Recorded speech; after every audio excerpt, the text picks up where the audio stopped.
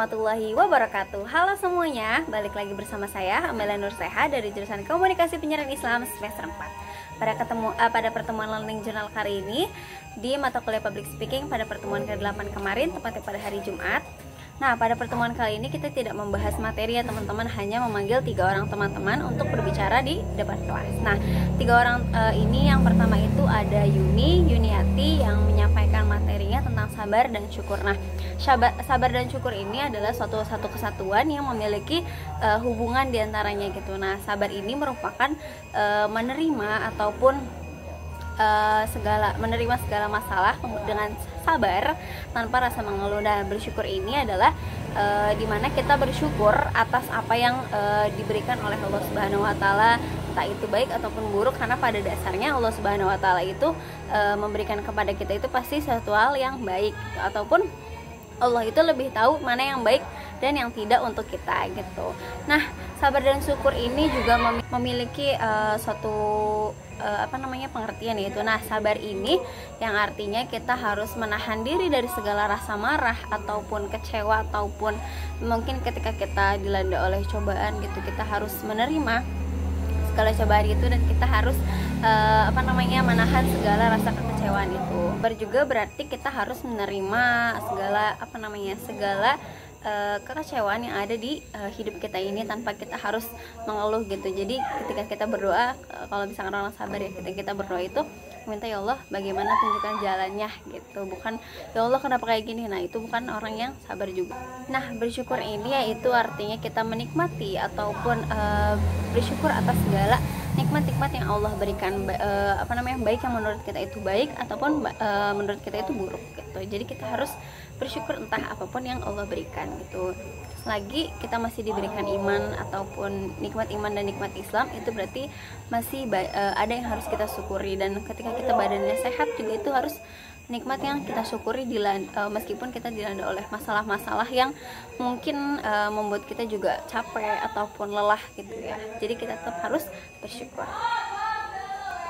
Orang yang bersyukur juga bisa dinilai sebagai orang yang lebih bahagia dalam hidupnya, karena setiap hal-halnya pasti itu menjadi hal-hal yang berharga juga bagi orang-orang yang bersyukur. Jadi sabar dan syukur ini juga dapat meningkatkan keimanan dan ketakwaan kita kepada Allah Subhanahu Wa Taala, karena dengan sabar dan syukur mampu menaikkan level kita ketika kita mendapatkan ujian mungkin gitu ya. Itu kan menjadi tangga kita untuk lebih naik ke satu tangga level kemudiannya gitu.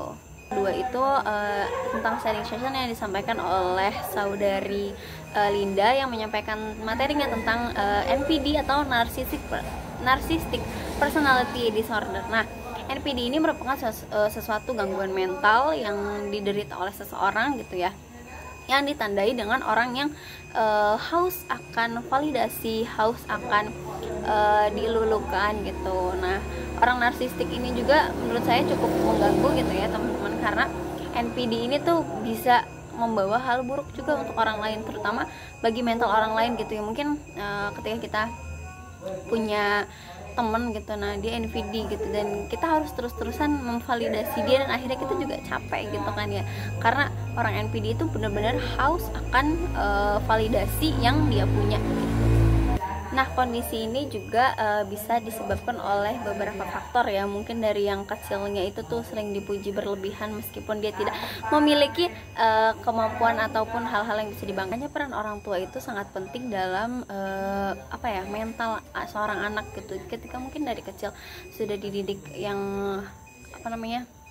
berlebihan, dimanja ataupun tetap dibela meskipun salah, itu juga akan menimbulkan bibit-bibit NPD gitu.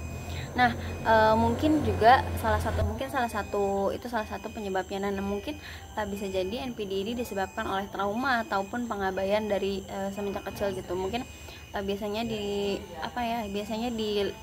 sering terjadi sama anak-anak yang ditinggal kerja oleh orang tuanya sejak kecil gitu. Jadi mungkin dia tumbuh dengan sendirinya dan mengalami pengabaian ataupun tidak didengar oleh orang tuanya. Nah, itu juga bisa menjadi salah satu penyebab dari NPD ini gitu. Nah, NPD ini juga menurut saya cukup mengganggu dan harus segera obati, karena biasanya NPD ini tuh dia nggak sadar kalau dia itu NPD gitu. Jadi perlu bantuan profesional, yaitu seperti psikolog ataupun psikiater untuk bisa mengendalikan ataupun mengubah sikap NPD itu. Jadi yang memang kita tetap butuh validasi, namun yang secara berlebihan itu tidak baik ya teman-teman, karena bisa menimbulkan ya ini NPD ini, dan itu juga akan mengganggu orang-orang sekitar kita karena terus-terusan harus divalidasi, harus terus-terusan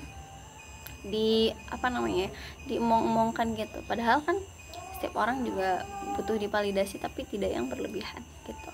Orang NPD ini tuh manipulatif dan anti kritik gitu. Kan oleh saudari Siti Lastu yang menyampaikan tentang storytelling ya, tentang berpublic speaking gitu. Nah, public speaking ini tuh menurut dia dapat menghubungkan kita dengan orang-orang sekitar mungkin gitu ya. Nah, public speaking ini juga mampu membuat kita menjalin relasi yang lebih bagus gitu ya.